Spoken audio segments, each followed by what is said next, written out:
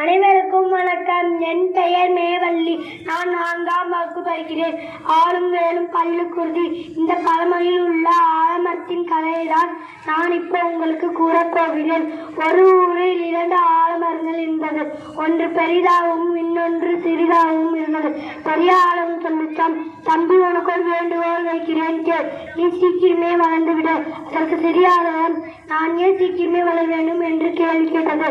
அதற்கு பெரிய ஆலமரம், என்னுடன் ஒரு கிளையில் தூக்கணாங்குருவி கூடு கட்டியுள்ளது, அதற்காக. சிறிய ஆலமரம் அதற்கு, எனது தூக்கணாங்குருவி அது பனைமரத்தில் தானே இருக்கும்.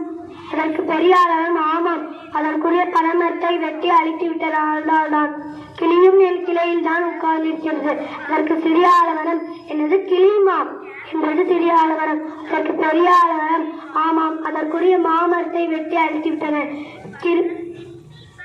கொக்கு, நாரையர் போன்ற மற்ற பறவைகள் எல்லாம் என் கிளையில் தான் உட்கார்ந்திருக்கிறது. தற்குரிய குளங்கள், ஏரிகள், ஆறுகள் மூடி வீடு கட்டிவிட்டனர், அதனால் தான். மேலும் நமது சிறப்புகளை கூறுகிறேன், கேள். ஆலமரமாகிய நாம் தான் இந்திய நாட்டின் தேசிய மரம். நம் அகலமாக இருப்பதால் நமக்கு ஆலமரம் என்று பெயர் வந்தது. நம்ம மேலும் அதிகமாக ஈர்த்து மலைகளை பொழிய வைக்கிறோம். ஓசோன் மண்டலம் பாதுகாக்கப்படுகிறது. நிலத்தடி நீர் மட்டம் அதிகமாகிறது. நாம் இருப்பதால் தான் ஆக்சிஜன் கிடைக்கிறது. நம்மளோட பாகங்கள் சொல்கிறேன், கேள். நம்மளோட வேர் மறதி நோயை குணமாக்கும். நம்மளோட பால் புண்களை குணமாக்கும்.